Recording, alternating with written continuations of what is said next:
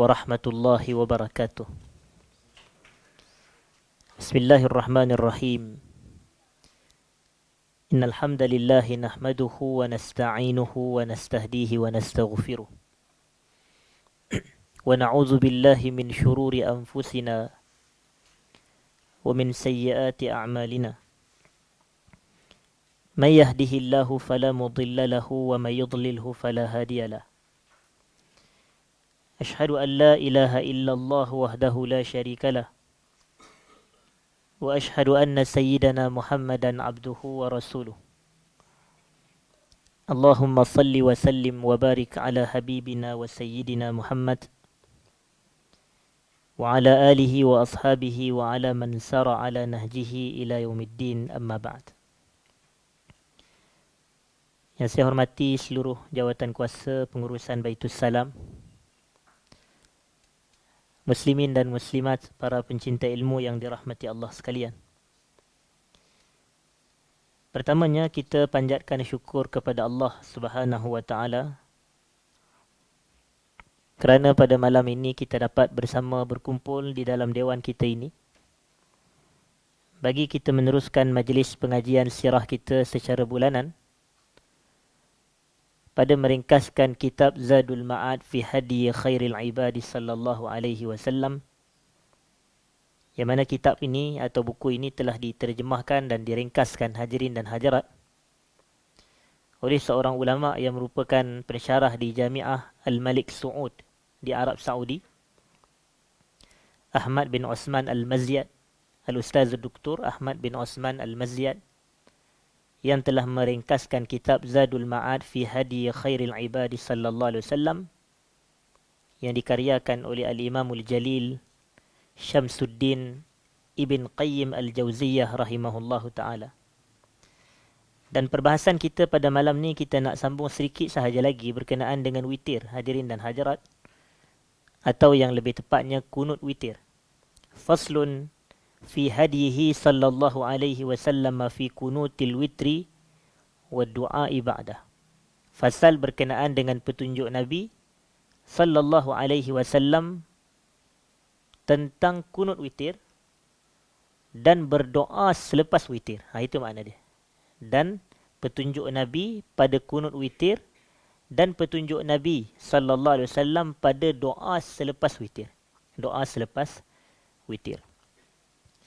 Dan kita selesai pada kuliah yang lepas, iaitu pada 2 minggu yang lepas, berkenaan dengan lafaz doa kunut yang diajarkan oleh Nabi sallallahu alaihi wasallam kepada cucunya Al-Hasan bin Ali radhiyallahu anhuma, iaitu Allahumma hdini fi man hadait wa afini fi man afait wa tawallani fi man tawallait wa barik li fi ma a'tait wa qini syarra ma qadait.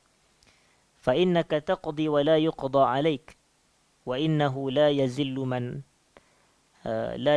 من واليت ولا يعز من عاديت تبارك ربي وتعاليت.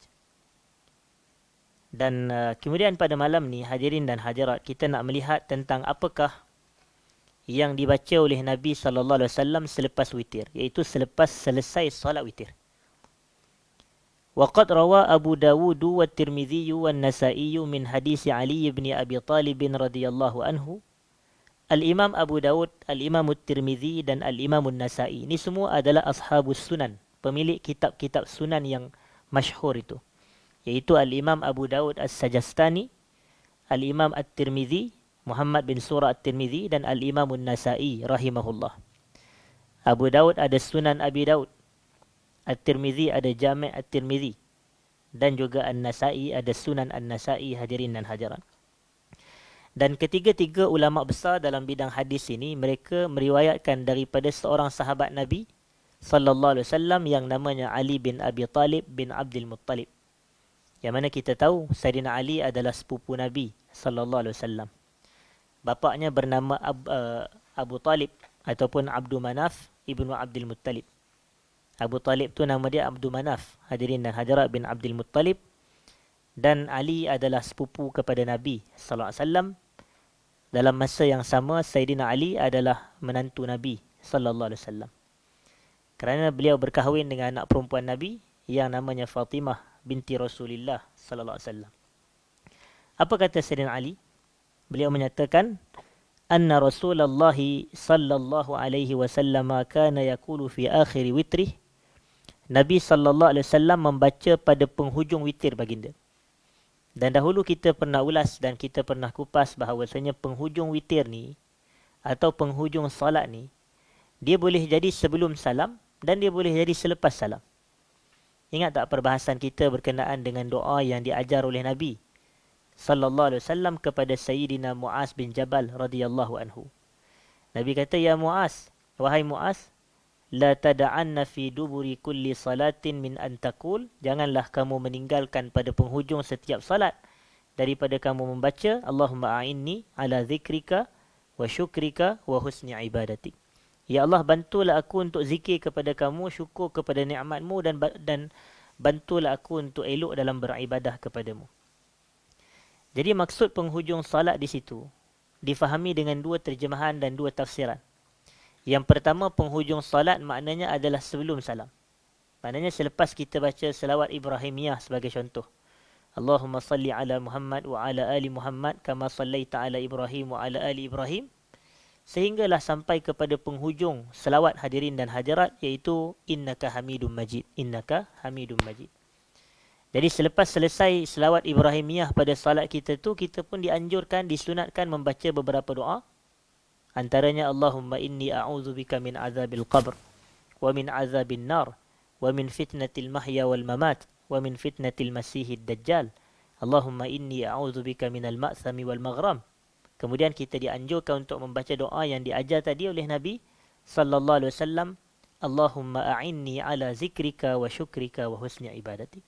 Kemudian barulah kita assalamualaikum warahmatullahi, assalamualaikum warahmatullahi. Tapi maksud yang kedua kata para ulama, penghujung salat adalah selepas salam. Jadi kedua-dua maksud ni muktabar. Maknanya kedua-duanya adalah pandangan yang kuat, keduanya adalah pandangan yang disertakan dengan dalil dan hujahan masing-masing.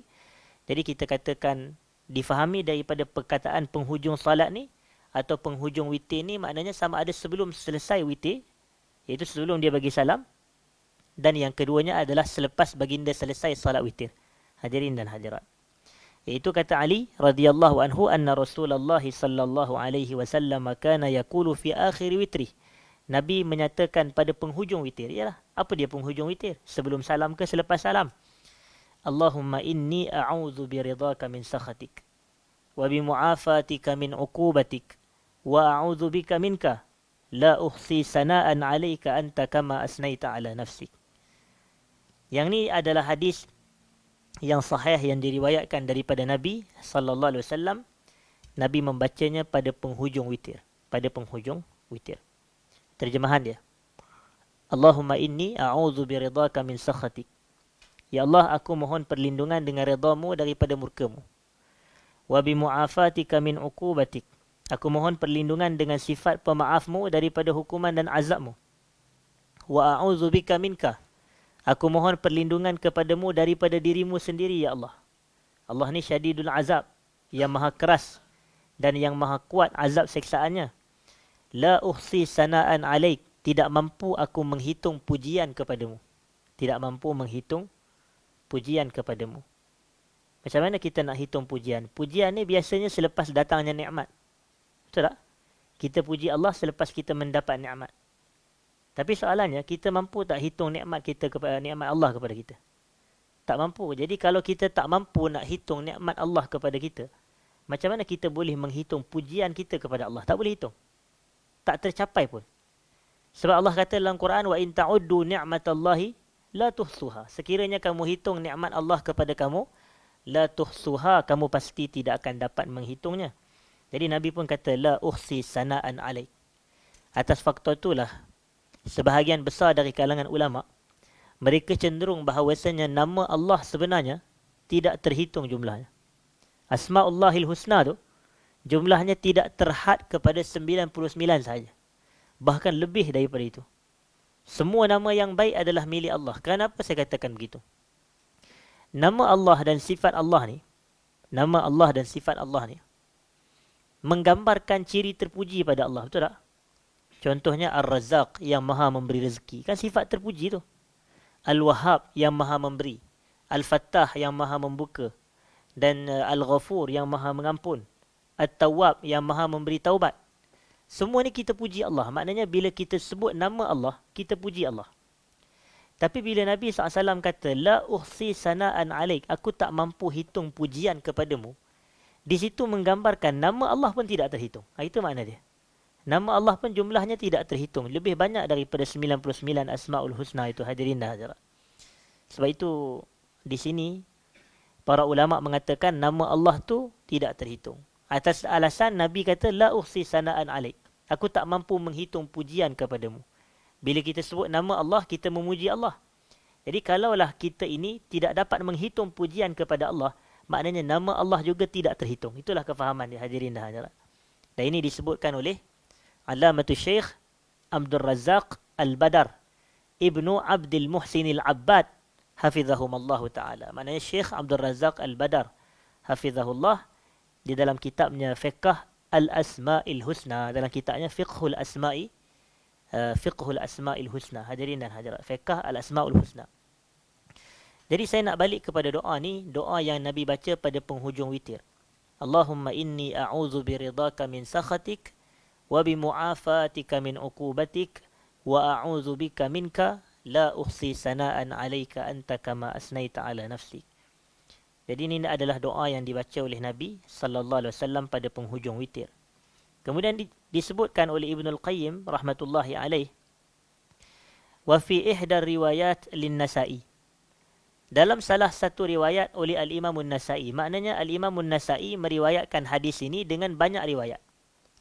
Dan salah satu riwayat yang lain yang diriwayatkan oleh Al-Imam An-Nasa'i rahimahullah, kana yaqulu idza faragha min salatihi wa tabawwa'a madja'ahu. Nabi membaca doa ni apabila baginda selesai salat. Apabila baginda selesai salat. Maknanya pandangan yang pertama menyatakan doa Allahumma inni a'udzu biridhaka min sakhatik ini dibaca selepas selesai salat witir. Hadirin dan hadirat. Maknanya katakan tuan-tuan belum buat salat witir untuk malam ni, maknanya balik nanti sampai ke rumah buat salat witir dan lazimkan bacaan doa ni. Allahumma inni a'udzu biridhaka min sakhatik wa bimu'afatika min uqubatik wa a'udzu bika minka la uhsi sana'an 'alaika anta kama asnaita 'ala nafsik. Maknanya Nabi membaca doa ini, kata Al-Imam An-Nasa'i, idza faragha min salatih, apabila baginda selesai salat witir. Wa tabawwa'a madja'ah, dan apabila baginda bersiap sedia untuk tidur. Jadi Nabi membaca doa ni. Maknanya selepas salat witir, sebelum Nabi tidur, Nabi baca dulu doa Allahumma inni a'udzu biridhaka min sakhatik. Kemudian Ibnul Qayyim rahmatullahi alaih, beliau mengatakan, wa sabata anhu sallallahu alaihi wasallam annahu qala dhalika fi sujud. Dan telah sabit riwayat yang lain bahawasanya Nabi membaca doa ni ketika sujud. Maknanya ada dua pandangan. Pandangan yang pertama, Nabi baca doa ni selepas salat witir. Dan pandangan yang kedua, Nabi membaca doa ni dalam sujud salat. Dalam sujud salat, hadirin dan hadirat. Bahkan pandangan yang mengatakan Nabi baca doa ni ketika sujud adalah yang diriwayatkan oleh Aisyah radhiyallahu anha. Dan hadisnya saya dah rasa saya dah banyak kali dah sebut di sini. Bahawasanya suatu malam ketika Rasulullah SAW bermalam di rumah isterinya Aisyah. Kemudian Aisyah bangun pada waktu pertengahan malam dan Aisyah mendapati yang Rasulullah SAW tiada di sebelahnya. Jadi Aisyah pun dia mencari. Dan bila dia cari punya cari, dan dia pun mendapati, ataupun dia kata dia pegang kepada kaki Nabi SAW. Dan ketika itu baginda sedang sujud. Dan kata Aisyah, ketika baginda sedang sujud itu, aku mendengar baginda membaca, Allahumma inni a'udzu biridhaka min sakhatik wa bimu'afatika min uqubatik wa a'udzu bika minka la uhsi sana'an 'alaik anta kama asnaita 'ala nafsi. Jadi ini banyak faedah yang kita boleh dengar, kita boleh dapat daripada hadis ni. Sebenarnya mengaji hadis ni antara perbuatan yang paling seronok sekali, hadirin dan hadirat. Kerana daripada satu hadis Nabi tu punya banyak benda yang kita boleh keluarkan faedah-faedahnya. Sangat banyak faedah yang boleh dikeluarkan. Dan boleh jadi setiap ulama' tu berbeza faedah yang dia keluarkan. Kerana keilmuan dan kebijaksanaan ni Allah bagi pada setiap orang ni berbeza-beza. Ada satu hadis tu ulama' tu keluarkan satu faedah. Ulama' lain dia baca hadis yang sama, dia keluarkan 5 faedah. Nampak perbezaan dia, hadirin dan hadirat. Sebab itu macam ada satu hadis daripada Nabi SAW. Hadis tu hanya ada 6 patah perkataan saja. Ya Aba Umair, ma fa'ala an-Nughair. Ya Aba Umair, ma fa'ala an-Nughair. Nabi kata kepada seorang budak, yang mana budak ni dia main dengan seekor anak burung yang dah mati. Hadirin dah hadirat. Jadi Nabi kata kepada dia, wahai Abu Umair. Nabi panggil budak tu dengan kunyah, menunjukkan boleh tak kita bagi kunyah kepada budak-budak kecil? Jawapan dia boleh. Tengok, punya banyak ulama bahas. Apa hukum bermain-main dengan burung? Jawapannya harus. Jadi itu dalil hadis dia. Jadi kemudian hadirin dan hadirat, Nabi tanya, ma fa'alan Nughair? Apa yang berlaku kepada anak burung yang mati ni? Jadi perkataan dia ada 6 patah perkataan je. Tapi ada seorang ulama namanya Al-Imam Ibnul Qas Asy-Syafi'i rahimahullah. Ibnul Qas Asy-Syafi'i rahimahullah. Dia mengeluarkan 40 faedah daripada hadis tersebut. Tuan-tuan bayangkan. 6 patah perkataan sahaja. 6 kalimah sahaja. Ya Aba Umair, ma fa'ala an-Nughair. Tapi Ibnul Qas Asy-Syafi'i, beliau keluarkan 40 faedah daripada hadis tersebut. Dari sudut hukum fiqahnya, dari sudut sekian dan sekian. Ini menarik hadirin dan hadirat. Bahkan dalam kitab Fathul Bari Syarah Sahih Al-Bukhari, Al-Imam Ibn Hajar Al-Asqalani menambah daripada 40 menjadi 80 faedah daripada hadis tersebut. Dalam kitab Fathul Bari Syarah Sahih Al-Bukhari. Padahal hadis sikit je. Patah perkataan singkat. Tapi contoh antara hadis Aisyah ni, yang bila Aisyah kata, ketika itu dia pegang banyak faedah yang kita boleh keluarkan. Sebab itu seronok baca syarah-syarah hadis, hadirin dan hadirat. Lebih penting untuk kita membaca syarah-syarah hadis.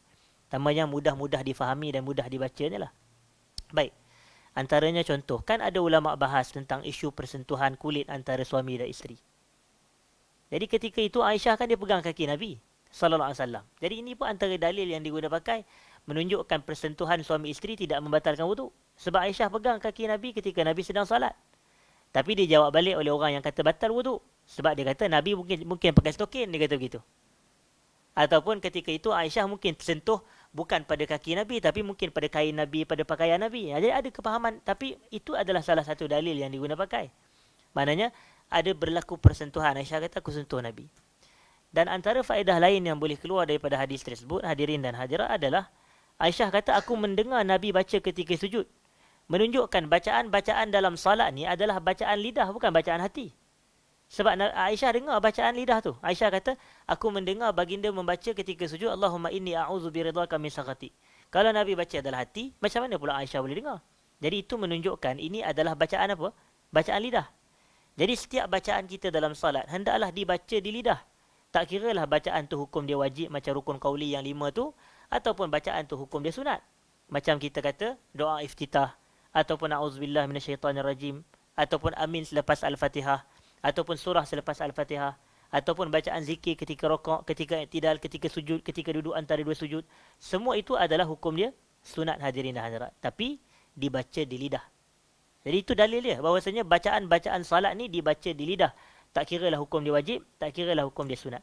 Dan inilah yang difatwakan oleh Al-Imam An-Nawawi dalam kitabnya Al-Azkarul Muntakhabah min kalami Sayyidil Abrari sallallahu alaihi wasallam. Iaitu kitab Al-Azkar itu, yang masyhur itu.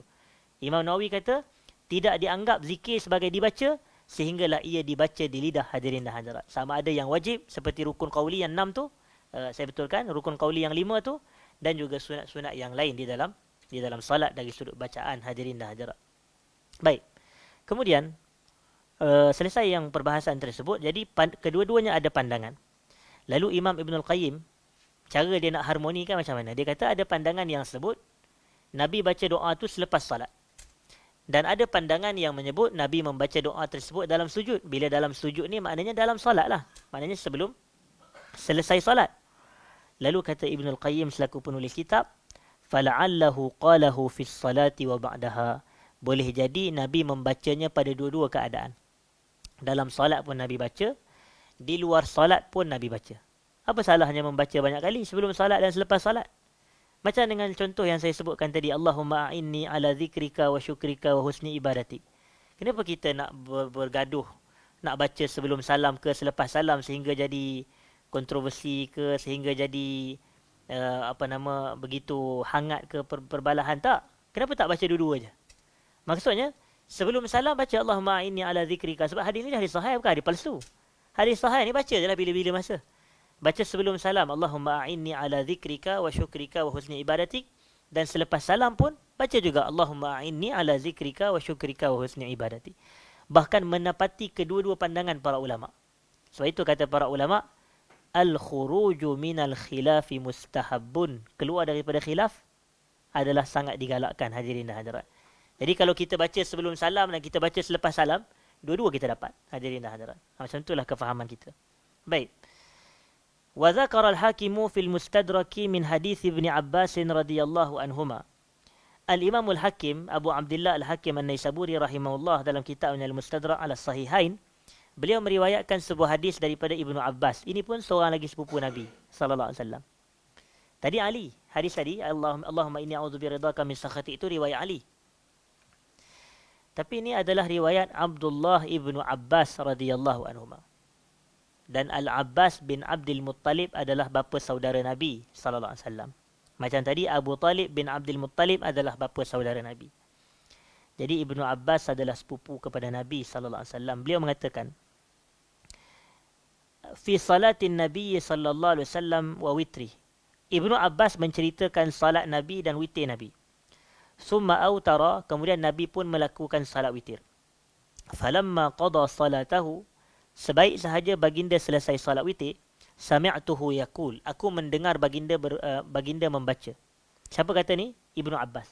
Dia kata sami'tuhu yaqul, aku mendengar baginda membaca, Allahumma ja'al fi qalbi nura, wa fi basari nura, wa fi sam'i nura, wa an yamini nura, wa an yasari nura, wa fawqi nura, wa tahti nura, wa amami nura, wa khalfi nura, waj'al li yawma liqa'ika nura. Terjemahannya hadirin dan hadirat. Allahumma ja'al fi qalbi nura. Ya Allah, kau jadikanlah pada hatiku ada cahaya. Qalbun adalah jantung, hadirin dan hadirat. Ya Allah, kau jadikanlah cahaya pada qalbu aku, iaitu pada jantung dia. Wa fi basari nura. Pada penglihatan aku ada cahaya. Wa fi sam'i nura. Pada pendengaranku ada cahaya. Wa an yasari nura, wa an yamini nura, pada bahagian kananku ada cahaya. Wa an yasari nura, pada bahagian kiriku ada cahaya. Wa tahti wa fawqi nura, atasku cahaya. Wa tahti nura, di bawahku cahaya. Wa amami nura, depan aku cahaya. Wa khalfi nura, belakang aku cahaya. Maknanya atas, bawah, kanan, kiri, depan, belakang, cahaya. Hadirin dan hadirat. Campur dengan penglihatan, pendengaran, hati. Serta yang terakhirnya, waj'al li yawma liqa'ika nura. Dan jadikan untuk aku ini cahaya pada hari aku bertemu denganmu. Begitu. Jadi Nabi minta nurullah, cahaya daripada Allah. Ataupun nurum minallah. Nabi minta cahaya daripada Allah. Hadirin dan hadirat. Dan oleh kerana kita bicara berkenaan cahaya daripada Allah, saya nak ambil kesempatan nak galakkan supaya kita membaca surah Al-Kahfi pada malam Jumaat dan pada siang hari Jumaat, hadirin dan hadirat. Kalau boleh baca pada dua-dua waktu tersebut. Maknanya malam ni, malam Jumaat, daripada maghrib ke subuh ni. Jadi baca sehingga selesai Al-Kahfi 110 ayat. Dan esok pula sehingga daripada subuh sehingga ke maghrib adalah siang hari Jumaat. Baca lagi Al-Kahfi, hadirin dan hadirat, sehingga selesai juga. Maknanya malam Jumaat, siang hari Jumaat, kita selesai 2 kali bacaan surah Al-Kahfi dan lagi banyak, lagi bagus. Ini pandangan dalam mazhab Syafi'i, hadirin dan hadirat. Cuma kalau kita membaca 1 kali sahaja pun, kita dah dapat fadilat tersebut. Disebut oleh Nabi SAW, Man qara'a surat Al-Kahfi laylatal Jumu'ah, adha'a lahu minan nuri ma bainahu wa bainal baitil atiq. Siapa yang membaca surah Al-Kahfi pada malam Jumaat, akan diterangkan cahaya baginya antara dirinya dengan Kaabah. Hadirin dan hadirat. Akan diterangkan cahaya. Ni nak dapat cahaya tadi. Bacalah surah Al-Kahfi. Bacalah surah Al-Kahfi pada malam Jumaat. Dan dalam satu hadis yang lain, Nabi SAW mengatakan, Man qara'a surat Al-Kahfi fi yaumil Jumu'ah, adha'a lahu minan nuri ma bainahu wa bainal jum'atain. Siapa yang membaca surah Al-Kahfi pada siang hari Jumaat. Kalimah yaum di situ adalah diterjemahkan oleh para ulama syarahkan hadis tersebut siang hari. Hadirin dan hadirat. Mereka kata yaum ay naharihi fi yaumihi ay fi naharihi. Iaitu pada nahar ni apa dia? Siang. Nahar adalah siang. Kenapa? Sebab itulah timbul isu. Yang isu baca separuh-separuh yang saya pernah ulas sebelum ini. Isu baca separuh-separuh. Maknanya pada malam Jumaat seperti hari ini atau sekarang ini, dia baca katakan 55 ayat. Esok selepas subuh dia baca lagi 55 ayat. Jadi genaplah 110 ayat. Khatamlah satu surah Al-Kahfi. Kemudian ditanyalah dapat tak fadilat penuh? Kita kata tidak dapat. Dia dapat tak fadilat baca Quran? Dapat fadilat baca Quran. Tapi tak dapat fadilat penuh sebagaimana yang disebut dalam hadis. Kerana ulama' nak menyatakan pandangan ni. Dia kata siapa yang membaca surah Al-Kahfi. Dia baca surah Al-Kahfi. Apa makna surah? Surah ni daripada ayat pertama sampai habis lah. Macam kita kata, siapa baca surah Al-Mulk pada tiap-tiap malam, fadilatnya sekian dan sekian. Betul tak? Bila kita kata fadilat baca surah Al-Mulk itu, mestilah kena baca 30 ayat. Mesti kena baca sehingga selesai. Ada orang dia baca 10 ayat pertama je surah Al-Mulk, kemudian dia tidur. Dia dapat tak fadilat tu? Esok pagi lepas subuh dia sambung balik. Lepas subuh malam ke siang? Lepas subuh dah tak jadi malam. Lepas subuh adalah siang. Dan hadis kata, siapa membaca pada waktu malam? Jadi sebab itu kita kata nak baca, nak dapat fadilat, kena baca penuh. Jadi tak memadai baca separuh-separuh. Ada orang kata tak lancar lah, tak apa nama. Siapa je yang lancar baca Quran pada awal-awal, hadirin hadirat? Tentu ingat, ustaz-ustaz yang ada mengajar kita Quran tu, macam memang dia orang lahir-lahir ke, dah iqra' bismi rabbikal ladzi khalaq. Allah hebat benar ustaz tu. Mana ada manusia lahir-lahir je boleh baca Quran? Mana semua orang mengalami situasi yang sama, tak lancar, tak mahir. Tapi macam mana mereka boleh lancar? Sebab mereka praktis. Kita kena praktis lah selalu. Maknanya selalulah baca Al-Kahfi. Sebab itulah kita nak galakkan. Maka kita akan jadi lancar, hadirin dan hadirat. Jadi asal setiap hari Jumaat je baca Kahfi. Al-Kahfi 110 ayat. Percaya atau tidak, bila dah hafal, bila dah lancar, dia akan jadi, orang kata 20 minit pun dah boleh selesai dah bacaan surah Al-Kahfi. 25 minit. Kalau tak hafal, tak lancar, 1 jam tak habis lagi. Dia dipanggil idgham mengeja, hadirin dan hadirat. Bismillahirrahmanirrahim. Dia mengeja satu-satu, dia nak kira huruf tu. Jadi itu yang lambat sebab dia tak familiar, hadirin dan hadirat. Jadi sebab itu kita kena selalu ulang, dan bila selalunya ulang, kata para ulama, iza takarrara taqarrara. Apabila diulangi selalu, ia akan kekal, dia akan kukuh, hadirin dan hadirat. Iza takarrara taqarrara. Apabila diulang, dia akan kekal. Baik. Jadi berbalik kepada isu tadi, baca surah Al-Kahfi pada malam Jumaat dan pada siang hari Jumaat. Sebab itu kalau tuan-tuan perasan, ada satu orang ulama, namanya Al-Imam Ibn Sunni. Al-Imam Ibn Sunni. Ibn Sunni. Dia ada sebuah kitab namanya Amalul Yaumi wal Lailah. Amalul Yaumi wal Lailah. Apa makna Amalul Yaumi wal Lailah? Amalan siang dan malam. Tengok, terjemahan tu tepat. Kenapa tak terjemah amalan hari dan malam?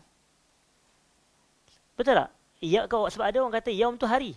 Betul lah yaum tu hari. Yaumul Jum'ah, hari Jumaat. Tapi bila ulama dalam hadis sebut yaum, para ulama kata itu merujuk kepada nahar. Sebab itu ada amalul yaumi wal lailah, maknanya amalan siang dan malam. Yaum di situ adalah siang. Jadi sebab itulah bila pandangan ni saya tanyakan hadirin dan hadirat adalah saya sebut berkenaan bahawasanya isu bacaan surah Al-Kahfi pada siang hari Jumaat. Pada siang hari Jumaat. Dan Lailah di situ adalah pada malam hari Jumaat. Jadi sebab itu, maknanya siang hari ada dia punya hadis yang berkaitan dan malam hari pun ada dia punya hadis yang berkaitan juga. Dan siapa yang baca ni dia dapat cahaya daripada Allah. Ialah perkenaan cahaya daripada Allah ni. Ulama bahas, ulama hadis lah. Mereka bahas apa maksud sebenarnya cahaya Allah ni. Jadi sebahagian kata cahaya tu benar-benar cahaya daripada Allah. Tapi ada sebahagian lain kata cahaya tu sebenarnya adalah bimbingan dan taufik daripada Allah. Maknanya Allah, bila kita ni, kalau macam contoh kita naik kenderaan, naik kereta atau naik kereta atau naik motosikal, hadirin hadirat. Kalau tak ada cahaya lampu, kita nampak jalan tak? Kita tak nampak. Bahaya kepada perjalanan kita. Boleh jadi sedar-sedar nak pergi Kenuri, rupanya yang pergi adalah parit. Parit bawah rumah, sebelah rumah tu, hadirin hadirat. Sebab tak nampak jalan. Jadi lampu tu cahaya. Jadi cahaya tu memandu arah perjalanan. Jadi maknanya begitulah sifatnya cahaya Allah. Maknanya Allah memandu perjalanan hidup kita. Allah memandu perjalanan hidup kita. Allah memberi taufik kepada kita. Dan pandangan ni pun kuat juga. Dan antara dalil yang menguatkan pandangan ni adalah sebuah hadis daripada Nabi SAW yang baginda riwayatkan daripada Allah SWT. Hadis yang mana Allah Ta'ala menyatakan, Man ada li waliyan faqad azantuhu bil harb. Siapa yang menyakiti, memusuhi waliku, aku isytihar perang kepada dia, kata Allah. Ma taqarraba ilayya 'abdi bi syai'in ahabba ilayya mimma aftaradtuhu alayh. Tidaklah seorang hamba mendekatkan dirinya kepadaku dengan sesuatu yang lebih aku suka, kata Allah, berbanding dengan ibadah yang aku fardukan kepada dia. Maknanya kalau kita buat ibadah yang fardu, inilah ibadah yang paling Allah suka sekali daripada ibadah-ibadah yang lain. Kemudian Allah sambung, wala yazalu 'abdi yataqarrabu ilayya bin nawafil hatta uhibbah. Sentiasalah hamba-Ku itu melakukan ibadah sunat kepadaku sehinggalah aku sayang kepada dia. Fa iza ahbabtuhu kuntu sam'ahu alladhi yasma'u bih wa basarahu alladhi yubsiru bih wa yadahu allati yabtishu biha wa rijlahu allati yamshi biha. Fa iza sa'alani la u'tiyannahu wa iza ista'azani la u'idhannahu, kata Allah. Dan apabila aku sayang kepada seorang hamba-Ku ini, aku akan membimbing dan memimpin pendengarannya, penglihatannya, tangannya, kakinya. Apabila dia minta sesuatu kepada aku bagi. Apabila dia mohon perlindungan kepada aku lindungi. Jadi inilah kelebihannya hadirin dan hadirat. Yang saya kata taufik, bimbingan daripada Allah. Cahaya Allah, hadirin dan hadirat. Tapi syarat dia apa? Solat, puasa, zakat, haji. Buat ibadah yang wajib. Serta memperbanyakkan yang sunat. Hadirin dan hadirat. Jadi bila kita buat semua-semua ini, termasuk yang sunat adalah membaca surah Al-Kahfi, maka Allah memberi cahaya. Allah memimpin dan membimbing perjalanan kita ini, pendengaran kita, penglihatan kita, tangan kita dan kaki kita, hadirin dan hadirat. Jadi Nabi SAW apabila baginda selesai daripada salat witir, kata Ibnu Abbas, Nabi minta cahaya kepada beberapa perkara ni. Allahumma ja'al fi qalbi nura, wa fi basari nura, wa fi sam'i nura, wa an yamini, wa an yasari, wa an fawqi, wa an tahti, wa an amami, wa an khalfi. 6 perkara, nura. Kemudian last sekali Nabi kata, waj'al li yawma liqa'ika nura, dan jadikanlah bagi aku ni cahaya pada hari aku bertemu denganmu, ya Allah. Qala Quraib wa sab'un fit tabut. Quraib ni salah seorang perawi hadis. Dia kata ada 7 perkara yang Nabi minta cahaya ni. Tapi fit tabut ni maknanya, dulu aku ingat, sekarang aku lupa. Dia kata begitu. Falaqitu rajulan min waladil Abbas. Dan aku bertemu dengan salah seorang lelaki dari kalangan anak-anak kepada Al-Abbas. Dan hadis tadi diriwayatkan oleh Ibnu Abbas, salah seorang anak lelaki ataupun salah seorang anak Al-Abbas bin Abdul Muttalib. Jadi dia kata aku bertemu dengan seorang lelaki dari kalangan anak kepada Al-Abbas. Dan boleh jadi lelaki ini merujuk kepada Ibnu Abbas sendiri, Abdullah bin Abbas radhiyallahu anhuma. Fahaddatsani bihin, lalu dia pun menceritakan kepadaku tentang 7 permintaan yang aku lupa tu. Antaranya fadzakara, antara yang Nabi minta adalah lahmi wa dami wa asabi wa sya'ri wa bashari. Hadirin dan hadirat. Iaitu Nabi 1, 2, 3, 4, 5. Nabi tambah lagi 5 di sini. Dalam doanya, lahmi. Lahmi itu adalah daging, hadirin dan hadirat. Maknanya pada dagingku ada cahaya. Wadami. Dam adalah darah, hadirin dan hadirat. Pada darahku cahaya. Wa asabi. Asabi adalah otot-otot yang ada dalam tubuh badan kita ni. Wa sya'ri. Sya'run adalah apa dia? Rambut atau bulu-bulu. Lebih tepat rambut, hadirin dan hadirat. Dan kemudian wabashari, iaitu kulit. Basyarah tu kulit, hadirin dan hadirat. Jadi Nabi minta cahaya daripada Allah Subhanahu Wa Taala terhadap 5 anggota ni tadi. Pada daging, pada darah, pada otot-otot, pada rambut dan juga pada kulit, hadirin dan hadirat. Maknanya seluruh jasad tu dapat cahaya daripada Allah Subhanahu Wa Taala. Jadi ini doa Nabi sallallahu alaihi wasallam.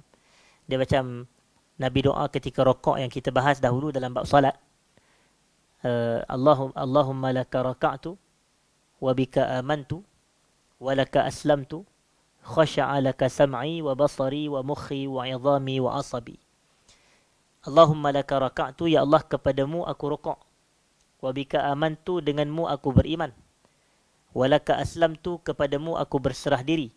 Khasha'a laka sam'i wa basari wa mukhi wa 'idhami wa asabi, telah khusyuk, telah tunduk kepadamu ya Allah pada saat ni pendengaranku, penglihatanku, otakku, tulang belulangku dan otot-otot aku. Hadirin dan hadirat.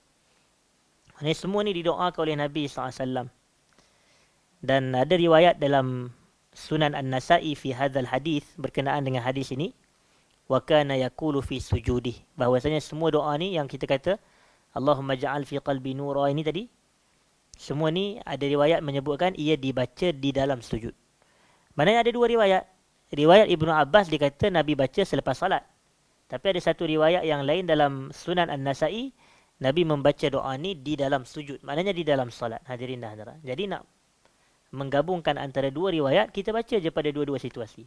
Dalam salat pun kita baca, di luar salat pun kita baca. Hadirin dan hadirat. Selesai perbahasan tersebut. Kemudian kita nak tengok dalam salat witir, apakah surah yang dibaca oleh Nabi SAW. Kerana kita nak ikut sunnah tu. Nabi baca surah apa dalam salat witir?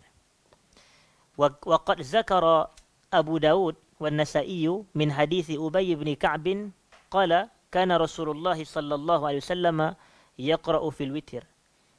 Al-Imam Abu Dawud dan Al-Imam An-Nasa'i menyebutkan di dalam kitab mereka, iaitu Sunan Abi Dawud dan Sunan An-Nasa'i, min hadisi Ubay bin Ka'ab, daripada hadis Ubay bin Ka'ab, sahabat Nabi radhiyallahu anhu. Qala, beliau berkata, kana Rasulullah sallallahu alaihi wasallam yaqra'u fil witir. Nabi sallallahu alaihi wasallam membaca salat witir ataupun membaca dalam salat witir bi sabbihisma rabbikal a'la. Maknanya Nabi membaca pada rakaat yang pertama sabbihisma rabbikal a'la. Surah apa? Surah Al-A'la. Hadirin dan hadirat. Surah Al-A'la. Dan surah Qul ya ayyuhal kafirun. Yang ni dibaca pada rakaat yang kedua. Qul ya ayyuhal kafirun. Wa Qul huwallahu ahad. Dan Qul huwallahu ahad. Hadirin dan hadirat. Ini surah Al-Ikhlas. Ini surah Al-Ikhlas. Maknanya, pada rakaat yang pertama selepas Al-Fatihah, Nabi baca Sabbihisma rabbikal a'la. Kemudian pada rakaat yang kedua selepas Al-Fatihah, Nabi baca Qul ya ayyuhal kafirun. Pada rakaat yang ketiga, Nabi baca selepas Al-Fatihah Qul huwallahu ahad. Tapi kalau dibaca di kawasan kita, di negara kita ni, kadang orang jadi pelik pula bila kita baca yang sebegini. Hadirin dan hadirat. Ada berlaku. Ada berlaku. Saya sendiri dalam pengalaman peribadi, saya pernah jadi imam. Tapi bukan di Lembah Kelang ni lah. Jadi apabila saya membaca dalam salat witir, macam tu. Sabbihisma rabbikal a'la. Rakaat pertama, Qul ya ayyuhal kafirun. Dan rakaat ketiga, saya baca Qul huwallahu ahad. Dan selepas salat, adalah jemaah dia tegur. Dia kata, kenapa tak baca 3 Qul? Kawan kita kan biasa, kalau tuan-tuan perasan, imam-imam kita kan baca selepas Qul Allah tu, Qul a'udzu birabbil falaq, Qul a'udzu birabbin nas. Biasa tak begitu? Memang biasa orang baca begitu. Tapi dalam hadis ni ada tak sebut? Hadis ni tidak sebut. Jadi kalau saya beramal dengan hadis ni, sepatutnya tak ada isu pun. Tapi nampak sebab masyarakat kita ni dia telah terbiasa dengan satu-satu benda tu. Bila kita buat benda yang nampak lain sikit, dia kata, Ustaz terlupa ke 2 surah tadi? Takkanlah asal orang nak lupa Qul a'udzu birabbil falaq, orang nak lupa pula. Takkanlah Qul a'udzu birabbin nas kita nak terlupa pula. Orang kata surah Al-Kahfi pun kita hafal. Tapi maksudnya hadirin dan hadirat. Tapi saya tak adalah jawab begitu. Saya jawab begitu tak sopan pula. Tapi saya katalah kat dia, saya kata sebenarnya ada 2 hadis. Sebenarnya ada hadis yang menyebutkan ketika Nabi witir, Nabi hanya membaca 3 surah ini sahaja. Maknanya rakaat yang ketiga tu memadai dengan Qul huwallahu ahad. Tapi adakah salah kalau imam kita dibaca Qul a'udzu birabbil falaq dan Qul a'udzu birabbin nas? Saya kata tidak salah. Kerana saya pernah membaca dalam sebuah kitab fatwa, hadirin dan hadirat, soal jawab. Bahawasanya memang ada riwayat daripada Sayyidah ibunda kita Aisyah Nabi ketika witir pada rakaat yang ketiga, Nabi membaca Qul huwallahu ahad, Qul a'udzu birabbil falaq dan Qul a'udzu birabbin nas. Jadi memang ada pun. Sebab tu kalau kita baca pun tak ada isu, dan kalau kita tak baca pun dua-dua ada dalil, hadirin dan hadirat. Mana kita baca 3 kul pada dalil, kita baca Qul huwallahu ahad pada rakaat yang ketiga sahaja pun ada dalilnya daripada Nabi sallallahu alaihi wasallam. Dan tujuan imam ni tujuan dia sebenarnya nak ta'lim. Macam kalau saya pun, kenapa saya pilih nak baca dan kenapa saya pilih tak baca? Sebab kita ni muallim, kita guru, hadirin dan hadirat. Tujuannya nak ajar je. Dia macam kalau tiba-tiba saya tengah sembahyang dan saya jadi imam, Sami Allahu liman hamidah, saya baca Rabbana walakal hamdu hamdan katsiran tayyiban mubarakan fi. Kemudian tiba-tiba koklah ada jemaah sebab dia kata, Ustaz, apa yang Ustaz baca tu? Jadi pelik, hadirin dan hadirat. Jadi kita baca tu dengan tujuan nak ta'lim. Sebab orang kita ni kalau dia ingat benda tu baru dengar, dia ingat benda tu tak wujud. Maknanya benda yang baru dia dengar adalah dia ingat benda tu tak ada lah selama hari ni. Dan benda yang dia buat tu betul. Soalan apa yang orang lain buat tu mungkin salah ke apa dia. Kita kata tak, kita nak ta'lim, kita nak ajar. Bahawasanya kadang-kadang ada banyak lafaz lain yang dibaca oleh Nabi.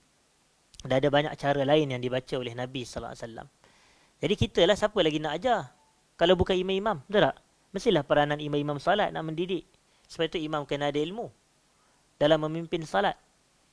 Kalau macam contoh, saya duk sebut berulang kali ketika rokok sebagai contoh. Kita tidak semestinya kena berpada dengan Subhana Rabbiyal Azim wa bihamdi. Sedangkan yang Nabi baca ada lebih kurang 6 ataupun 7. Hadirin dan hadirat. Nabi baca Subhana Rabbiyal Azim. Ada riwayat walaupun sebahagian mengkritik penambahan wa bihamdi. Tapi ada riwayat menyebut Subhana Rabbiyal Azim wa bihamdi. Ada riwayat yang mengatakan Subuhun Qudus Rabbul Malaikati Warruh. Ada riwayat yang menyebut Subhana Zil Jabarut wal Malakut wal Kibriya wal Azamah. Ada riwayat Allahumma laka raka'tu wa bika amantu wa laka aslamtu khasha'alaka sam'i wa basari wa mukhi wa 'idhami wa asabi yang saya baca sebentar tadi. Dan ada riwayat daripada Aisyah, zikir yang paling banyak Nabi membaca ketika rokok dan ketika sujud adalah Subhanakallahumma rabbana wa bihamdik Allahumma ighfirli. Subhanakallahumma rabbana wa bihamdik Allahumma ighfirli. Itu paling banyak Nabi baca ketika rokok dan ketika sujud. Tapi kita familiar tak? Macam mana kita nak familiar kalau kita tak nak baca dalam salat kita, sedangkan kita dah belajar, hadirin dan hadirat. Sebab tu kita kena ajarkan kepada jemaah bahawasanya, kalau tuan-tuan percaya tak yang saya sebut yang ke-6 ni tadi, semuanya ada dalam kitab fiqh manhaji ala mazhab al-Imam Syafi'i. Nanti orang kata ini mazhab mana pula? Mazhab Syafi'i lah tu. Ni ada dalam kitab fiqh manhaji. Sebab tu duk kata, kadang-kadang masalah bila orang kita ni duk mengaku Syafi'i, yang kitab mazhab Syafi'i pun tak baca, hadirin dan hadirat. Jadi maknanya semua tu kalau tu ada. Jadi disebutkan di sini satu lagi faedah yang penting, hadirin dan hadirat. Fa idza sallama, apabila Nabi selesai salam daripada salat witir. Maknanya fa idza sallama tu maknanya apabila baginda memberi salam. Maknanya baginda keluar daripada salat witir. Saya selalu sebut salam ni ada beberapa kategori disebut oleh para ulama. Dan saya dapat faedah ni daripada kitab Tashilul Maqasid li Zuwaril Masajid oleh al-Imam Ibnu Imad Asy-Syafi'i rahimahullah. Kitab yang membicarakan tentang hukum hakam masjid. Dalam kitab tu, Ibnu Al-Imad dia kata salam ni ada beberapa jenis rupanya. Yang pertama dipanggil sebagai salam al-mu'anasah, salam kasih sayang. Salam kasih sayang ni maknanya kita jumpa saudara kita. Kita ucap apa? Ucap salam kepada dia, kita bagi salam, dia jawab salam. Tu salam kasih sayang. Kan ada hadis yang mana Nabi SAW mengatakan, La tadkhulul jannata hatta tu'minu, wa la tu'minu hatta tahabbu. Afala adullukum ala syai'in idza fa'altumuhu tahabbtum afshus salama bainakum. Kamu tak akan masuk syurga sehingga kamu beriman. Kamu tidak akan beriman sehinggalah kamu saling berkasih sayang. Nakkah kamu aku bagi tahu satu perbuatan yang jika kamu lakukan kamu akan saling berkasih sayang? Nabi kata afshus salama bainakum, sebarkan salam sesama kamu. Jadi kalau saya jumpa dengan tuan-tuan atau tuan-tuan jumpa dengan saya di mana tempat, saya kata Assalamualaikum, sahabat kita Syahir contoh. Dia pun kata Waalaikumsalam, Ustaz Fahmi, dia kata gitu. Jadi dia akan saling apa? Berkasih sayang, hadirin dan hadirat. Walaupun sebelum saya bagi salam pun saya memang sayang dia, hadirin dan hadirat. Tapi salam ni menambahkan kasih sayang tu. Begitulah kefahaman kita. Jadi salam al-mu'anasah. Yang kedua adalah salam al-mufaraqah. Salam nak berpisah. Salam nak berpisah. Kan mufaraqah, kita biasa dengar tak mufaraqah? Kan macam orang mufaraqah daripada jemaah imam tu kan? Mufaraqah tu maknanya nak berpisah. Jadi contohnya macam dalam majlis kita ni adalah dia macam dia nak nak beredar kerana dia ada urusan. Jadi macam contoh Abu Talha, dia nak keluar, ustaz saya minta dulu assalamualaikum. Itu salam mufarakah tu. Maknanya salam perpisahan. Dia nak keluar daripada majlis, dia kata assalamualaikum. Macam ada dalam kalangan kita punya hadirin pada audien kita malam ni, kok dia nak sibuk, dia tak sempat dengar sampai pukul berapa? Pukul 11. Sampai pukul 10.30 insya-Allah. Dia tak sempat sampai pukul 10.30 ke? Maka dia pun kata, ustaz saya minta izin dulu, assalamualaikum. Itu salam tu nama dia salam mufarakah, hadirin hadirat. Kalau salam mu'anasah ni bila bertemu. Salam mufarakah ni bila nak berpisah. Yang ketiga adalah salam al-mutarakah. Mutarakah daripada kalimah taraka. Taraka ni meninggalkan. Taraka, meninggal. Bukanlah meninggal mati, meninggalkan, hadirin hadirat. Macam taraktu fikum amrain. Lan tadillu ma in tamassaktum bihima. Aku tinggalkan kepada kamu dua perkara. Kamu tidak akan sesat selamanya apabila kamu berpegang kepada keduanya. Kitab Allah wa sunnata Rasulillah. Iaitu Quran dan sunnah Nabi SAW. Baik. Jadi apa maksud salam mutarakah ni? Salam mutarakah ni adalah, ni bukan salam perpisahan. Tetapi ini adalah salam meninggalkan perdebatan. Ini salam meninggalkan perdebatan. Allah sebut dalam surah Al-Furqan. وَعِبَادُ الرَّحْمَنِ الَّذِينَ يَمْشُونَ عَلَى الْأَرْضِ هَوْنًا وَإِذَا خَاطَبَهُمُ الْجَاهِلُونَ قَالُوا سَلَامًا. Kan ada tu ayat tu. وَإِذَا خَاطَبَهُمُ الْجَاهِلُونَ قَالُوا سَلَامًا. Apabila orang-orang yang disifatkan sebagai ibadur rahman, hamba Allah yang sebenar-benar hamba Allah, mereka berdebat, berbicara dengan orang jahil, mereka mengatakan salam. Mereka mengatakan salam. Dan kalimah salam ni, ulama-ulama tafsir mereka tafsirkan kepada dua pandangan. Yang pertama, mereka apabila berbicara dengan orang jahil, ayat mereka adalah ayat yang salam, ayat yang sejahtera dan sopan dan santun. Itu maksud salam. Maknanya dia berdebat juga dengan orang jahil, cuma dia guna bahasa yang sopan.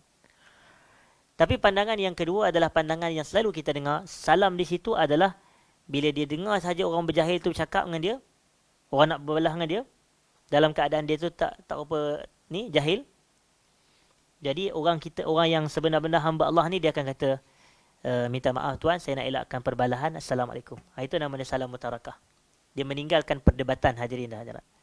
Dan saya pernah sebut bahawasanya kalau kita berdebat dengan satu orang jahil, kita hanya menjadikan jumlah orang jahil tu sebanyak 2 orang.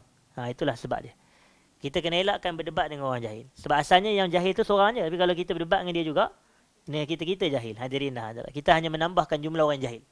Sebab itu elakkan berdebat dengan orang jahil. Biarlah orang jahil ni dia nak kata 2 campur 2, 5 pun biarlah ke dia. Hadirin dan hadirat. Kerana dia jahil. Kalau kita nak pertahan, kita tak 2 tambah 2, 4. Dia tak percaya juga. Nak buat macam mana lah, ada orang tak percaya. Yang ni namanya jahil apa? Jahil murakkab, hadirin dan hadirat. Jahil ada 2. Jahil basit. Dan yang kedua adalah jahil murakkab. Jahil basit ni, dia jahil. Dan dia tahu yang dia jahil. Manakala jahil yang murakkab ni, dia jahil. Dan dia jahil yang dia tu jahil. Sebab itu kata penyair, wa min a'jabil asya' annaka la tadri wa anta la tadri bi annaka la tadri. Antara perkara yang paling pelik sekali, kamu tu tak tahu. Tapi kamu pun tak tahu yang kamu tu tak tahu. Hadirin dan hadirat. Ni kata-kata penyair Arab. Wa min a'jabil asya' annaka la tadri wa anta la tadri bi annaka la tadri. Jadi memadai sekadar itu, bukan maksudnya dah habis, tapi di situ saya berhentikan dari sudut fa idza sallama, salam yang ketiga salam al-mutarakah. Salam selamat tinggal. Dan salam yang keempat, yang terakhir adalah salam tahallul, iaitu salam keluar daripada sembahyang. Salam keluar daripada salat. Kan bila kita katakan assalamualaikum, yang tu dah menandakan salat kita dah selesai dah. Dan kita dah sebut salam adalah rukun salat yang terakhir. Salam adalah rukun salat yang terakhir. Maknanya taslimatul ula, ucapan salam yang pertama. Dan saya selalu ulang. Dan saya suka mengulang, hadirin dan hadirat, kerana saya menyebut tadi al-ilmu idza takarrara taqarrara. Ilmu itu apabila diulang, dia akan kuat dan dia akan kukuh, hadirin dan hadirat. Jadi rukun qauli ni di dalam salat ada 5. Yang pertama adalah bacaan Al-Fatihah. Yang pertama adalah takbiratul ihram. Yang kedua adalah bacaan Al-Fatihah. Yang ketiga adalah tasyahud akhir. Yang keempat adalah selawat ke atas Nabi SAW selepas tasyahud akhir. Dan yang kelima adalah ucapan salam yang pertama. Jadi salam itulah namanya tahallul. Dan para ulama dalam mazhab kita ini menyatakan seringkas-ringkas salam. Aqallus salami assalamu alaikum. Seringkas-ringkas salam adalah ucapan assalamualaikum. Jadi, kalau macam contoh tahiyat akhir kan wajib. Duduk tu wajib, ucapan tu wajib. Dan tahiyat akhir dia mesti kena ada 4 benda. Dia mesti ada 4 perkara. Bila cukup 4 ni, barulah jadi tasyahud. Barulah jadi tahiyat. Apa dia 4 ni? Yang pertama sekali mesti ada pujian kepada Allah, iaitu tahiyat kepada Allah. Yang kedua, kena ada salam kepada Nabi sallallahu alaihi wasallam. Yang ketiga, kena ada salam kepada hamba Allah yang saleh. Dan yang keempat, kena ada 2 kalimah syahadah. Bila cukup 4 ni, barulah dia yang dinamakan sebagai tasyahud. Dan tasyahud awal hukumnya sunat, manakala tasyahud akhir hukumnya wajib, hadirin dan hadirat. Jadi lafaz dia akan jadi macam mana? At-tahiyyatul mubarakatus salawatut tayyibatu lillah. Atau seringkas-ringkasnya, at-tahiyyatu lillah. Yang ini paling ringkas. Kemudian yang kedua, assalamu alayka ayyuhan nabi wa rahmatullahi wa barakatuh. Ataupun dalam sebahagian riwayat seperti yang disebut dalam Sahih Muslim, assalamu ala nabi wa rahmatullahi wa barakatuh. Dan yang ketiganya, assalamu alayna wa ala ibadillahis salihin. Ni yang saya kata salam kepada orang-orang yang saleh, hamba Allah yang saleh. Dan yang keempatnya, asyhadu an la ilaha illallah wa asyhadu anna Muhammadar Rasulullah. Jadi kalau kita baca yang 4 tu, kemudian kita selawat kepada Nabi. Yang itulah tasyahud. Selepas tasyahud adanya selawat ke atas Nabi. Dan kita dah sebut di sini, seringkas-ringkas selawat ke atas Nabi SAW adalah Allahumma salli ala Muhammad. Jadi kalau orang dia at-tahiyyatul mubarakatus salawatut tayyibatu lillah sampai asyhadu an la ilaha illallah wa asyhadu anna Muhammadar Rasulullah, kemudian dia baca Allahumma salli ala Muhammad, kemudian assalamu alaikum, selesai dah sembahyang ni, hadirin dan hadirat. Nampak tak perbezaan dengan apa yang mana yang kalau dia nak buat yang wajib sahaja. Sebab seringkas semua cukup dah, cukup sifat tasyahud dia buat, selawat atas Nabi SAW pun dia buat, dan ucapan salam yang pertama pun dia buat. Apa lagi? Apa yang kita nak petikai? Sembahyang dia sah tu. Jadi itu maksud dia. Jadi bila disebutkan faiza sallama, maknanya apabila Nabi selesai solat, dengan melafazkan salam yang pertama. Nak terjemah tu je, panjang juga hadirin dan hadirat. Tapi tak apalah, kita dapat banyak bahasa dan belajar. Sebab saya pun sambil saya mengajar, saya belajar, hadirin dan hadirat, daripada apa yang disebut oleh guru kita semua, iaitu Al-Imam Ibn Al-Qayyim rahimahullah. Dia guru kita, hadirin dan hadirat. Saya mengajar kitab dia, tapi bukan saya guru, dia lah guru sebenarnya. Okey. Faiza sallama qal, apabila Nabi selesai salam, baginda akan membaca Subhanal Malikil Quddus. Subhanal Malikil Quddus. Ni solat apa ni? Solat witir, hadirin dan hadirat. Jadi ingat, selesai solat witir, disunnahkan kepada kita ini untuk membaca Subhanal Malikil Quddus, Subhanal Malikil Quddus, Subhanal Malikil Quddus sebanyak 3 kali. Disebutkan oleh Ibn Al-Qayyim, apabila baginda selesai solat, baginda akan membaca Subhanal Malikil Quddus salasa marrat, sebanyak 3 kali. Yamuddu sautahu fi salisah wa yarfa'. Nabi akan memanjangkan suaranya pada bacaan yang ketiga dan Nabi tinggikan suaranya. Contoh, Subhanal Malikil Quddus, Subhanal Malikil Quddus, Subhanal Malikil Quddus. Itu panjang sikit dan dikuatkan suara pada bacaan yang ketiga, hadirin dan hadirat. Jadi ini imam-imam salat pun kena buat. Macam bulan Ramadan, selepas witir kena baca lah. Sebab inilah sunnah Nabi SAW. Ada orang kata, tapi ni mazhab mana pula ni Ustaz? Dia kata begitu. Saya kata, bukalah kitab fiqh manhaji. Mazhab Syafi'i ada tak? Ada, hadirin hadirat. Apa yang kita sebut ni, mana ada lari pun daripada mazhab Syafi'i? Tak ada pun, hadirin hadirat. Buka kitab fiqh manhaji, Al-Mu'tamad fil Fiqh Syafi'i oleh Muhammad Az-Zuhaili. Baca kitab-kitab yang lain, semuanya disebut apa? Subhanal Malikil Quddus lepas witir ni memang disebut oleh para ulama mazhab Syafi'i pun, hadirin dan hadirat. Kenapa disebut? Kerana ia ada hadis yang sahih. Ni hadis ni berdasarkan hadis yang sahih. Jadi sebab itulah dibacakan, hadirin dan hadirat, Subhanal Malikil Quddus lepas selesai salat witir. Dan saya secara peribadi, bacaan Subhanal Malikil Quddus adalah lebih afdal berbanding bacaan-bacaan selainnya selepas witir. Kerana inilah yang sabit daripada Nabi SAW. Walaupun kita tahu menjadi kebiasaan masyarakat kita ni seolah dia kata macam, oh tak seronok lah tak ada ya latifu ya. Jadi kalau dia tak seronok kalau tak ada begitu. Tapi tak apalah. Tapi yang penting kita seronok dengan mengikuti sunnah Nabi SAW. Yang tu lebih utama sebenarnya. Sebab tu kalau saya jadi imam witir, memang saya lepas je salam, saya tak ya. Kalau saya diam seketika lepas salam, nanti Bilal tu akan take over. Tak pasal tak? Nanti kalau imam tu diam sekejap lepas dia depan sembahyang witir, Bilal tu dia mulalah.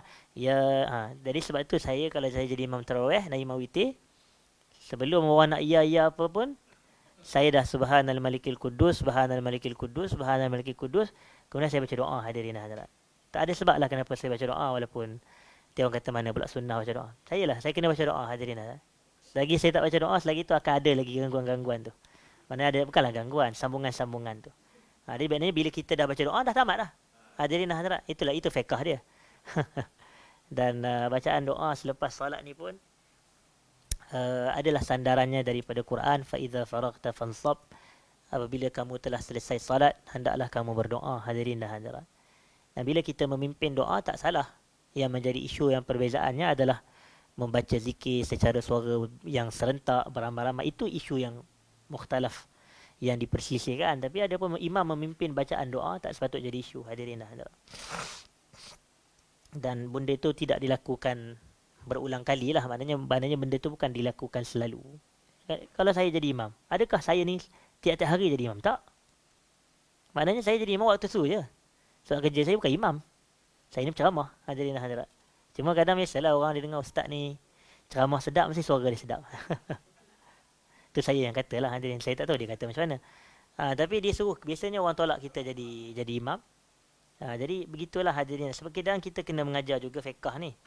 Dalam bab-bab cara kita nak ta'amul dengan masyarakat kita, hadirin dan hadirat. Kita dalam dakwah ni dia ada seni, hadirin. Dia ada seni. Jadi tak bolehlah kita nak kali pertama pergi orang jemput satu hari tu, orang jemput pergi ceramah kat masjid.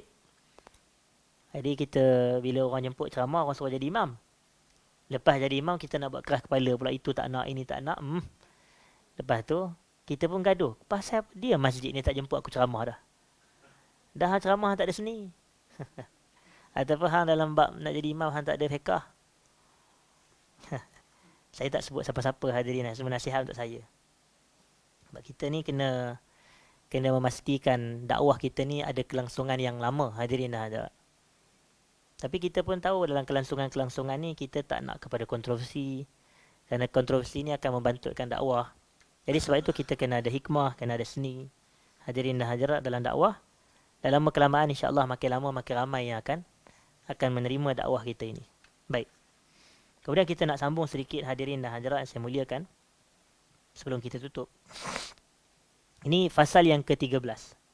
Faslun fi hadihi sallallahu alaihi wasallam fil qiraah. Fasal berkenaan dengan petunjuk Nabi dalam bacaan Quran di dalam salat. Nabi baca Quran dalam salat ni bagaimana, hadirin dan hadirat?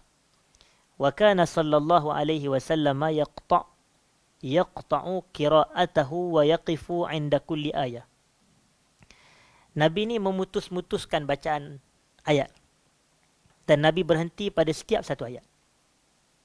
Apa makna memutuskan ayat? Maknanya Nabi tak baca bersambung-sambung tanpa henti. Itu maksud dia. Tapi Nabi akan berhenti pada satu ayat, Nabi berhenti. Satu ayat, Nabi berhenti. Contohnya, kalau bacaan surah Al-Fatihah tu, Alhamdulillahi Rabbil Alamin. Berhenti. Ar-Rahmanir-Rahim. Maliki Yaumiddin. Iyyaka na'budu wa iyyaka nasta'in. اهدنا الصراط المستقيم صراط الذين أنعمت عليهم غير المغضوب عليهم ولا الضالين آمين. Kan ada berhenti satu ayat. Tak ada, Nabi tak sambung. Tapi kalau yang bacaan sambung ni ada juga imam yang buat. Sebab itu dia bukan isu antara betul dan salah. Isu antara yang baik dan yang lebih baik. Yang lebih baik baca berhenti satu ayat tadi. Yang tu lebih baik sebenarnya. Satu-satu tu akan lebih membantu untuk tadabbur. Saya lah. Kalau kita baca satu ayat akan lebih membantu kita khusyuk dan tadabbur. Tapi tak nafikan ada je imam yang baca sambung-sambung ni. Contohnya siapa? Kalau Imam Mekah dulu, ada seorang ada seorang imam, tapi dia ulama lah juga mudah-mudahan. Iaitu Syekh Ali Abdullah Jabir rahimahullah. Ali Abdullah Jabir ataupun Ali Jabir rahmatullah alaih. Imam Masjidil Haram dahulu. Ini versi-versi orang kata sebelum Sudais, sebelum Syuraim, itu dia. Kan dia baca, kalau tuan-tuan dengar dia punya bacaan dia, Alhamdulillahi Rabbil Alamin Ar-Rahmanir Rahim Maliki Yawmiddin Iyyaka na'budu wa iyyaka nasta'in. Kan sambung tu. Ihdinas siratal mustaqim siratal ladzina an'amta alaihim ghairil maghdubi alaihim waladdallin. Kita pun nak cabut nafas hadirin ada, tapi dia boleh buat. Dia maknanya dua kali je dia berhenti. Pasal nak saya tadi. Maknanya dia baca macam tu. Amin. Tapi itulah bacaan dia bersambung-sambung. Tapi kalau tuan-tuan tengok yang contemporary punya imam-imam tak baca begitu. Maknanya kalau tuan-tuan tengok Sudais baca. Sudais baca macam mana lah, saya pun tak apa ikuti sangat. Tapi dia baca pun satu ayat. Macam mana Sudais baca? Bismillahirrahmanirrahim. Macam mana? Lupa lah saya. Mana?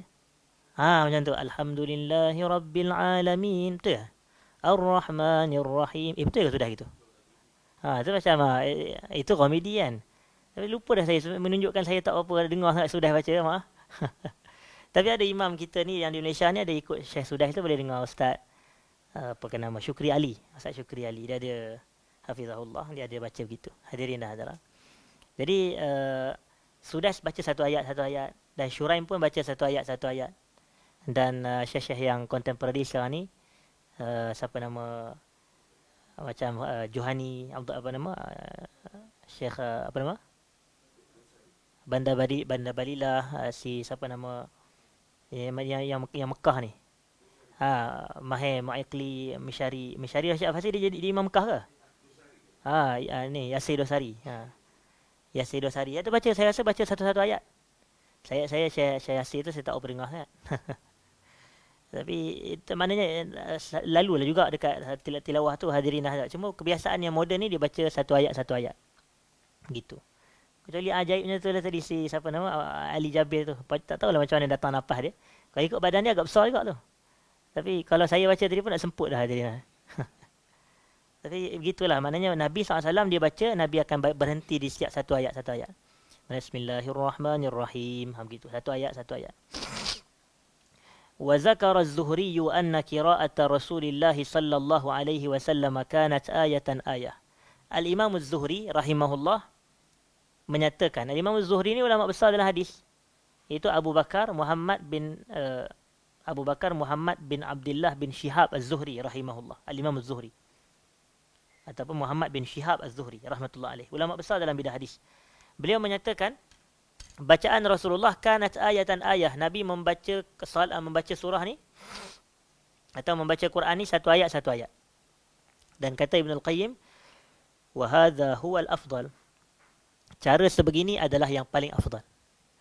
Ini yang saya kata tadi. Maknanya isunya adalah antara yang baik dan yang lebih baik. Bukan antara yang betul dan yang salah. Maknanya apa yang dibaca oleh cara macam Syekh Ali Abdullah Jabir rahmatullah alaih itu pun baik juga. Tapi lebih baik adalah bacaan satu ayat yang disebutkan di sini. Hadirin dan hadirat. Dan kata Ibn Al-Qayyim, wattiba'u hadiyin Nabi sallallahu alaihi wasallam wa sunnatihi aula. Dan mengikut petunjuk Nabi SAW serta mengikut sunnah Nabi sallallahu alaihi wasallam adalah lebih utama. Terima kasih. Dan kemudian wakan dan habis dapat air. Allahu akbar. Wa kana sallallahu alaihi wasallam yurattilu surata hatta takun. Nabi sallallahu alaihi wasallam membaca surah ini secara tartil. Hadirin dan hadirat. Dan saya sebut berulang kali bahawasanya tartil ni adalah bacaan secara bertajwid. Tartil ni adalah bacaan secara bertajwid. Warattilil Qur'ana tartila. Dan dia bukan semata bertajwid. Dia meraihkan makhraj huruf dan meraihkan setiap meraihkan hak bagi setiap huruf. Itu. Maknanya hak bagi setiap huruf ni maknanya setiap huruf perlu disebut, hadirin hadirat. Dia perlu disebut. Kadang-kadang saya tengok ada yang dia baca ada part yang dia tak sebut, dia main langkau-langkau je. Itulah saya kata mengeja tu, itu kan mengeja tu, hadirin hadirat. Jadi dia tak tepat sikit bacaan dia tu. Tapi tak apa, jangan risau, kita boleh belajar. Setiap hari adalah hari untuk belajar, hadirin hadirat. Wa qama bi ayatin yuraddiduha hatta as-sabah. Dan Nabi ada satu hari tu Nabi mendirikan salat. Dalam salat tu Nabi baca satu ayat je. Dan ayat tu yang Nabi ulang-ulang sampai waktu subuh. Dalam salat tu Nabi ulang satu ayat je. In tu'azzibhum fa innahum ibaduk wa in taghfir lahum fa innaka antal ghafurur rahim. Itu je Nabi ulang. In tu'azzibhum fa innahum ibaduk.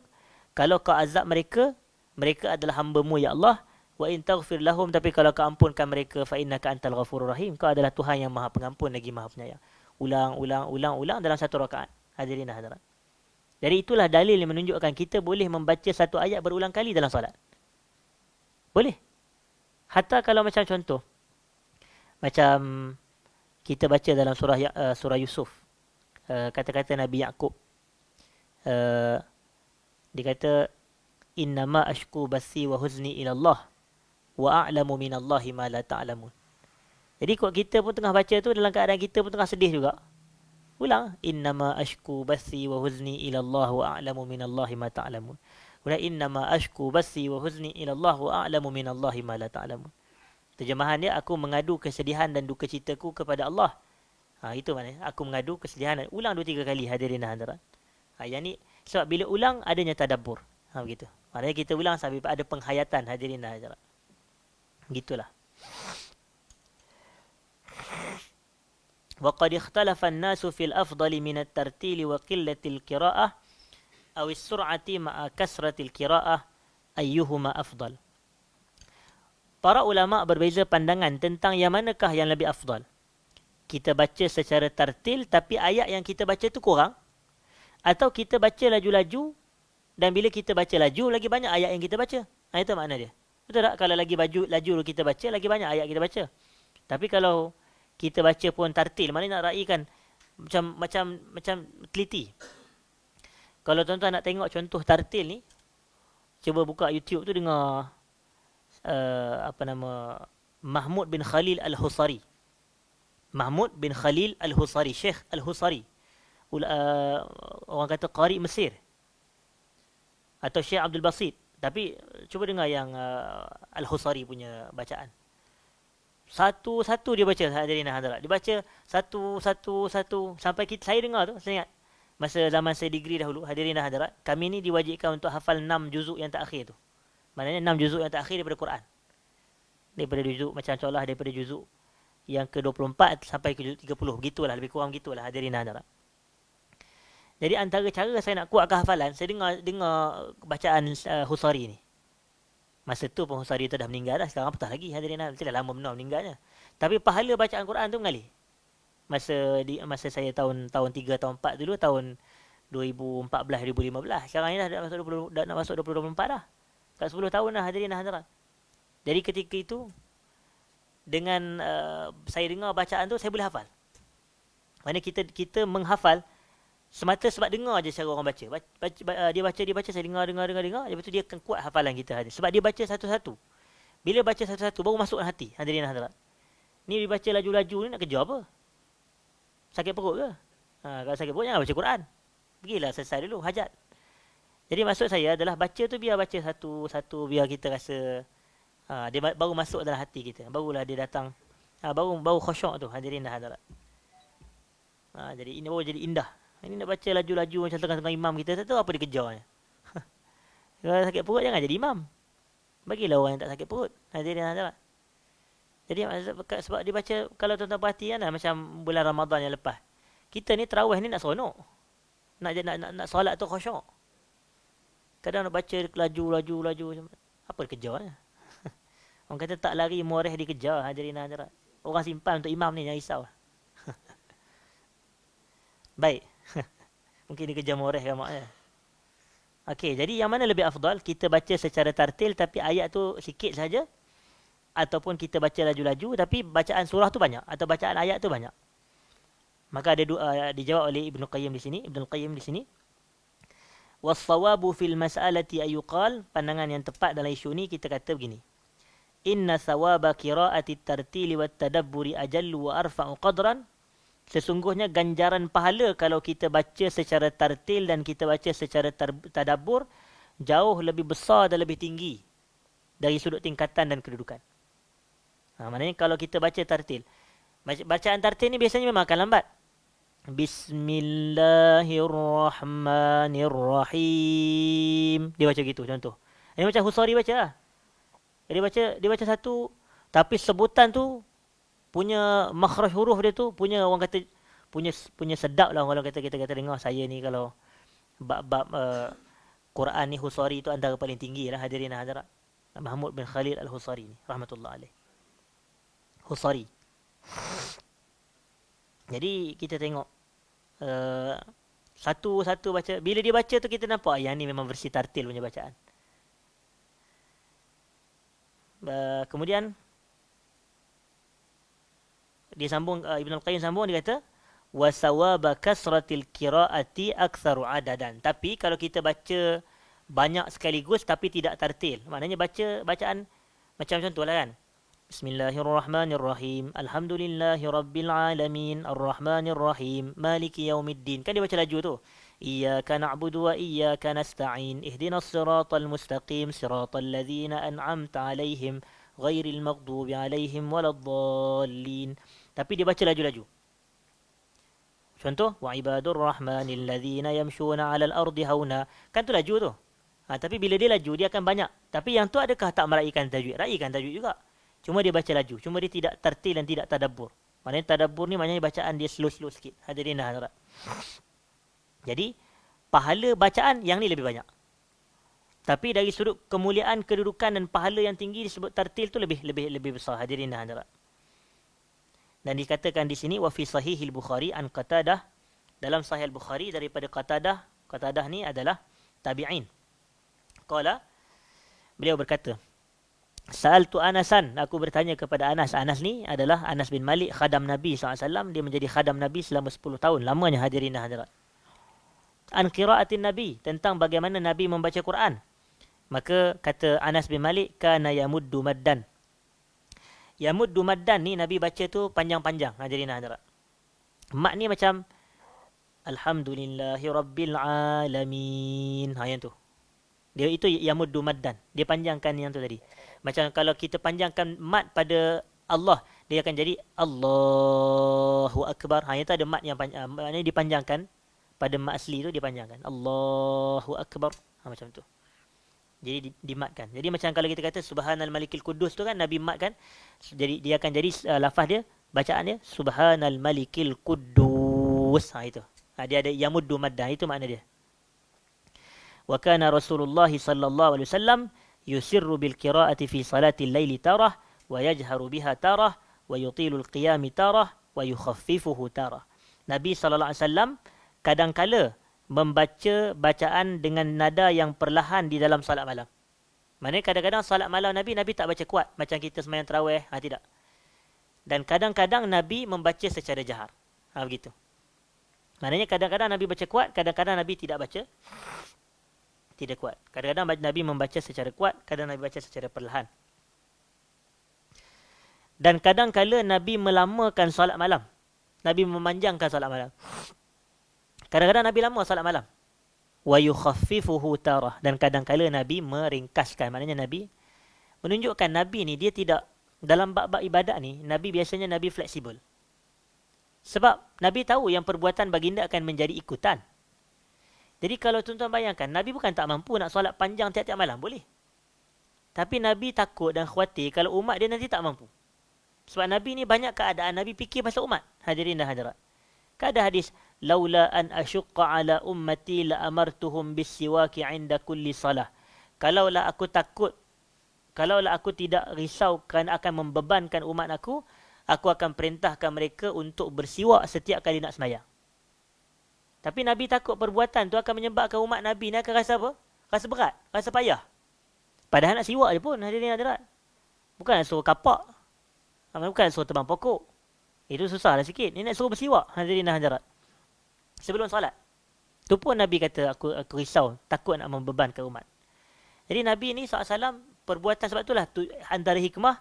Kadang-kadang Nabi panjangkan. Jadi siapa nak ikut panjang boleh. Kadang-kadang Nabi ringkaskan. Menunjukkan siapa yang ringkaskan solat malam pun menepati sunnah. Siapa yang panjang solat malam pun dia akan menepati sunnah juga. Siapa yang solat malam dia baca perlahan pun sunnah. Siapa yang solat malam dia baca kuat pun sunnah juga. Nampak? Nabi mempelbagaikan cabang-cabang sunnah supaya orang ni tidak ada, supaya orang tak anggap benda tu ada ruang yang sempit. Tapi Nabi meluaskan ruang, hadirin. Sama juga macam bacaan-bacaan dalam solat. Nabi memperbanyakkan bacaan dalam solat supaya ada keluasan, ada kelapangan. Ini tidaklah asal kita ingat, oh mungkinlah yang Nabi ajar ni yang wajibnya subhana rabbiyal a'la wa bihamdih saja ketika sujud. Satu dia tak wajib pun, sunat saja. Tapi sebenarnya ada banyak lagi lafaz-lafaz yang lain yang diajar oleh Nabi sallallahu alaihi wasallam di dalam sujud. Jadi selesai perbahasan kita, hadirin dan hadirat. Jam pun dah pukul 10.50 dan saya esok nak kerja lagi, hadirin dan hadirat. Jadi memadai sekadar itu perbahasan kita. Aku qauli hadza astaghfirullahal azim li wa lakum. Assalamualaikum warahmatullahi wabarakatuh.